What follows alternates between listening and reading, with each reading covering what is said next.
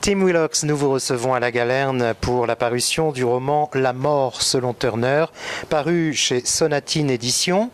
Et c'est d'ailleurs un roman qui vient de recevoir, le week-end dernier, le prix Le Point du polar européen, qui vous a été donc remis lors du festival Quai du Polar.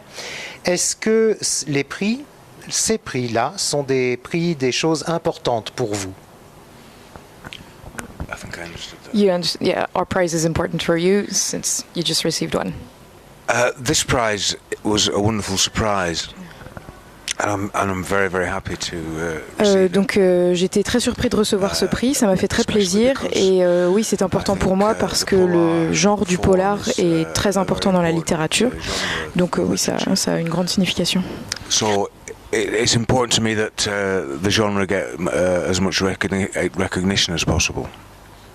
I never expect, je ne m'attends jamais à recevoir des prix parce que j'ai l'impression que mes travaux, mes ouvrages sont un peu à la marge et j'ai l'impression qu'on donne les prix à des personnes dont le travail se situe plutôt au milieu. Donc c'était une surprise, mais une très bonne surprise. Alors, ce roman, La mort selon Turner, se déroule en Afrique du Sud. L'Afrique du Sud qui, je vous cite, constituait un contexte dramatique riche pour l'histoire, son potentiel de violence, sa complexité politique, ses paysages sauvages. Et pourtant, vous n'êtes jamais allé en Afrique du Sud. Mais c'était important, ce pays, pour l'histoire que vous vouliez écrire. Ça m'a donné l'opportunité de raconter mon histoire d'une façon particulièrement complexe. It's a very simple story, a very simple premise. For a story, it's about the accidental death of a young, homeless street girl in Cape Town, killed by a drunken driver. And about the policeman who tries to bring justice for the girl. Alors pour moi, donc c'était une opportunité de raconter ça de façon complexe puisque l'histoire en elle-même est simple. C'est la mort accidentelle d'une jeune fille qu'un simple policier essaye à qui il essaye de rendre justice. Et c'est une histoire si simple qu'elle pourrait se passer dans beaucoup d'autres contextes. Mais l'Afrique du Sud, ça m'a intéressé encore une fois pour ces questions de violence, les questions politiques, le paysage que ça offrait. Et puis mon grand-père est passé du temps en Afrique du Sud dans les années 30. Et donc c'est la combinaison de tous ces facteurs qui m'a donné envie de raconter mon histoire, de la mettre en place en Afrique du Sud. Et puis j'ai aussi toujours aimé les westerns, que j'aime toujours énormément. Et il y avait un peu de la caractéristique du western dans cette histoire, avec cet homme seul, ce policier seul, qui tente de faire justice au sein d'une communauté hostile. Il y a deux personnages principaux avec des personnalités fortes, l'enquêteur Turner et Margot Leroux, qui est cette femme puissante qui règne sur les mines. Ce sont deux personnages au caractère intransigeant, mais qui ont pourtant des points communs, d'autres points communs. They do, yeah. I think most fundamentally, they both have a. Oui, dans les deux cas, ce sont des personnages dont la personnalité est ancrée dans une souffrance qui vient du passé, et dans les deux cas aussi, cette souffrance est liée à l'histoire du pays. Associated with the history of South Africa. They're both survivors, and they've both.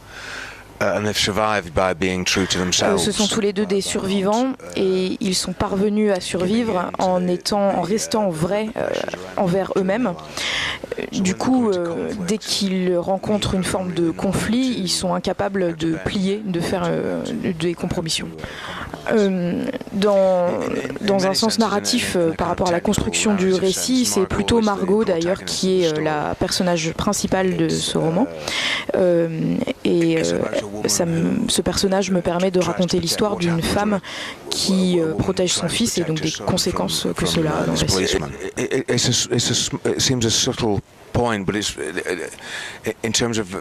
C'est subtil, mais c'était important pour moi par rapport à la façon dont je racontais l'histoire.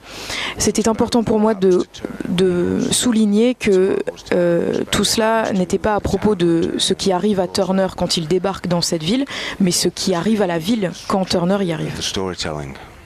Alors, en préparant cet entretien, Tim Willox, j'ai remarqué chez vous beaucoup de références à la culture française. Albert Camus, Jacques Audiard, Emmanuel Carrère. La culture française est importante, peut-être plus que d'autres, chez Tim Willox? Yes, I mean, French culture has always been very important to me throughout my whole life. I grew up in a very small working class town in... Oui, la culture française a toujours été très importante pour moi. J'ai grandi dans une petite ville du nord de l'Angleterre, une ville ouvrière, où quand j'étais adolescent, la littérature française était un véritable échappatoire. A pathway into a much bigger world. I mean, Margot's experience of Albert Camus and L'Étranger. Tout ce que je raconte à propos de Margot et de son expérience de la lecture de L'Étranger d'Albert Camus, ça, c'est en fait complètement autobiographique. Hein, c'est mon expérience de lecteur. About Camus, and from there to other French writers. And French films, of course. The first foreign... Et puis des livres jusqu'aux films français. D'ailleurs, le premier film étranger que j'ai jamais vu, c'était Le Samouraï de Jean-Pierre Melville avec Alain Delon. Et c'est toujours l'un de mes films préférés. Et puis il y a aussi l'histoire française à laquelle je m'intéresse énormément. Et on peut dire que la France, pour moi, c'est mon idée du paradis culturel. Alors justement, l'histoire française, vous l'abordez dans certains de vos romans, puisqu'il y a les policiers, les romans policiers, les récits historiques, il y a même un roman jeunesse. Ça veut dire qu'il est important pour vous d'alterner les genres d'écriture? Oui, on dirait que c'est le cas, que je change de genre régulièrement, même si ce n'est pas une intention consciente. Quand il y a une histoire qui s'impose à moi et qui m'oblige à l'écrire, je ne me restreins pas aux catégories de genre pour la mettre en œuvre. Constrained by a particular genre. The different genres require different... Même si les différents genres requièrent différents styles, différentes techniques d'écriture, certaines histoires sont mieux racontées quand elles sont placées dans un genre bien précis, donc ça s'impose.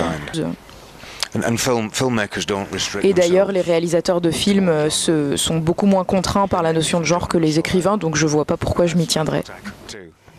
Enfin, Tim Willox, pour terminer cet entretien, eh bien, je voulais vous demander tout simplement si vous aviez un livre à conseiller à ceux qui nous regardent, quel serait ce livre? Oh, I can recommend quite a new novel called 1793 by Nicholas Agok-Dag. I'm not sure how to pronounce his name. And I don't know it, so you're he's Swedish, but... Swedish author? Yeah. But the title is 1793. It's a... Alors j'ai pensé à un roman suédois qui est intitulé 1793, qui est une sorte de thriller qui se déroule dans Copenhague et qui est vraiment bien. I can recommend that, yeah. Thanks very, very much, Tim Willox, and congratulations. Thank you very much.